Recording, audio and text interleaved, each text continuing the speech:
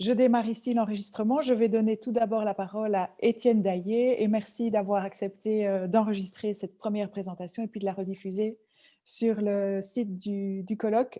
Je vous donne la parole. Merci Françoise, bonjour à toutes et tous. J'espère que vous voyez mon écran. Oui, on le Super, voit. On le voit. merci. Donc, bienvenue dans ce symposium que mes collègues conseillères et conseillers pédagogiques du canton du Valais avons préparé pour vous sur ce qu'on a fait depuis le mois de mars. Donc, je vais vous présenter un tout petit peu le menu du jour, puisqu'il y a plusieurs actions. Voilà, donc on a une petite introduction. Je vais être très court dans l'introduction, c'est pour que vous puissiez comprendre surtout la structure de notre organisation. Ensuite, Hervé parlera d'une fiche pratique d'hybridation rapide et de café pédagogique qu'on a très rapidement mis en place, même presque avant qu'on soit confiné en Suisse. Ensuite, à 11 heures, comme l'a dit Françoise, on a notre collègue Sébastien Golu qui ne peut pas être présent en vrai. Il a eu un tout petit virus qui s'est introduit dans son système sanguin qui fait qu'il est pas encore au fond du lit, mais il se repose pour nous revenir frais et dispo. Mais il a anticipé et il a une capsule vidéo. Donc, comme le son des vidéos ne passe pas très bien par Zoom, on vous mettra dans la conversation le lien YouTube et on vous laissera le temps d'aller observer la vidéo par vous-même sur YouTube. Ensuite, Nathalie vous parlera d'examen, d'évaluation et qu'est-ce qui a été fait pour gérer cette période assez contraignante à distance. Puis à 11h30, une deuxième petite capsule vidéo sur un programme stratégique que nous avons mis en place en Valais pour favoriser l'innovation pédagogique. On devrait arriver autour des 11h45 avec une phase de questions, questions plutôt sur le fond. Les questions de clarification peuvent être posées directement après les interventions des uns et des autres. Comment nous organisons-nous? Donc, c'est la première innovation de notre présentation, en fait, c'est notre groupe. À la HESSO, la Haute École spécialisée de Suisse occidentale, on n'a pas vraiment un service de conseil pédagogique. Il en existe un qui est pour l'entier de la zone bleue que vous voyez, zone bleu clair, qui est une grande zone en Suisse. C'est une seule école. Et il y a un service de conseil pédagogique, le SADAP, où on a 2 personnes et demie qui sont censées faire le conseil pédagogique pour toute la zone.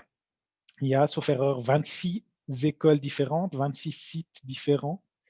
Et dans chacune des régions, les directions d'école sont libres de nommer ce qu'on appelle des conseillers pédagogiques de proximité, donc des personnes qui vont faire le lien, ou vraiment faire le lien avec les enseignants, les directions pour du conseil pédagogique. Donc nous sommes 5 à la HESSO Valais, et puis on a une autre haute école en Valais qui est la Haute École pédagogique. Et puis, au sein de cette haute école pédagogique, il y avait une personne avec qui on collaborait très régulièrement, un ancien conseiller pédagogique de la HESSO, avec qui on a collaboré notamment à l'AIPU et sur plein d'autres projets. Puis on s'est dit, il faut unir nos forces. Donc, on a proposé à nos 2 directions de créer une structure totalement informelle. Donc, aujourd'hui, on est ensemble de manière totalement informelle, mais ça fonctionne parce qu'on n'a aucune pression hiérarchique. Donc, on est 6 personnes dans ce conseil pédagogique et puis on est une structure très agile qui nous permet de faire ce qu'on va vous présenter aujourd'hui. Donc, on s'est associé, les 5 conseillers pédagogiques de proximité de la HESSO ont pris avec eux Hervé de la HEP pour créer une structure un petit peu plus grande et très complémentaire. Donc là, vous avez les têtes des personnes actifs dans ce conseil pédagogique. Donc, on a la Haute École d'Art, tout à gauche, on a une Haute École de Gestion avec Nathalie, on a une Haute École d'Ingénierie avec Jean-Manuel. Je suis pour la santé. Pour le travail social, on a 2 personnes, Sébastien Golu et Sarah Yurishpra, et pour la HEP, Hervé Barras. Donc, vous voyez que c'est une équipe, il y a peut-être beaucoup de têtes ou pas beaucoup de têtes, mais il faut savoir qu'en termes de EPT, on a 10% chacun au maximum. Donc, c'est vraiment, on ne va pas dire du bénévolat, mais vraiment, on travaille sur des petits pourcentages en tant que conseiller pédagogique. Et puis, comme vous toutes et tous, ben, au mois de mars, on s'est retrouvé face à un virus qui nous a mis, enfin du jour au lendemain, qui a décidé de fermer, euh, qui a forcé nos politiques à fermer nos écoles. Donc, on s'est retrouvé très rapidement devant une décision de dire les étudiants ne peuvent plus venir en classe, les profs ne peuvent plus venir enseigner dans leur bureau, ne peuvent même plus venir dans les locaux de l'école. Et en tant que conseiller pédagogique, on sentait un tout petit peu la chose venir. On était, je pense, 15 jours avant le confinement. Et on est très, très proche de l'Italie. Le Valais est très, très proche de l'Italie. Et fin février, personnellement, je devais me rendre à Milan pour quelques jours de vacances quand j'ai appris que tout se fermait, l'université fermait, les musées fermaient. J'ai annulé mes vacances et je me suis dit, ben, le virus, il ne va pas passer par le sud de la Suisse, il va arriver très, très rapidement chez nous. Donc, je dirais 15 jours avant le confinement, on était prêt, on s'est préparé à dire qu'est-ce qu'on fait. Et on avait tout de suite quelque chose en place. Donc, moi, 24 heures avant que notre haute école ferme, on avait déjà proposé une ressource ou des ressources à notre direction générale. Et vous avez quelques exemples à gauche. Alors, on reviendra, Hervé va revenir dessus sur ce qu'on a fait. Mais on a été très, très actifs, même à distance, durant toute la période de pandémie, de la première vague. Aujourd'hui, on est pratiquement confiné pour une deuxième vague, comme beaucoup d'endroits en Europe. On continue à travailler sur un mode à distance.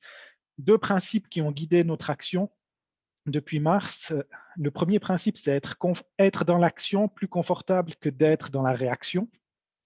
Donc, mieux vaut prévenir que guérir.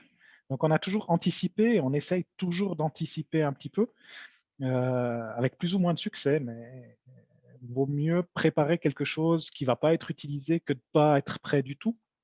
Et puis, le deuxième principe, certainement Hervé reviendra sur ce principe-là, c'est que c'est le terrain qui dicte le besoin. Et ce n'est pas la direction qui va dire comment les étudiants doivent apprendre en temps de pandémie ou à distance. Donc, on a vraiment été à l'écoute de nos collègues, des étudiants, pour proposer des outils adaptés. Et on essaye le plus possible de les mettre en visibilité, tout ce qu'on a fait sur notre site internet. Vous avez l'adresse ci-dessous, donc www.hvs.ch/cpp,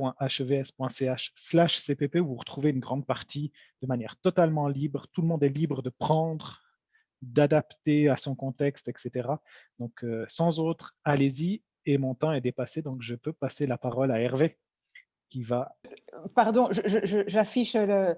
C'est pour dire qu'il reste juste quelques minutes. Ce n'est pas encore le temps à dépasser. Je ne voudrais pas Mais ça couper va dans très toute la bien. parole. Comme ça, Hervé Ah, parle beaucoup, donc comme ça, il a un petit peu plus de temps. parfait. Alors, je propose juste de couper l'enregistrement ici, comme on l'a dit.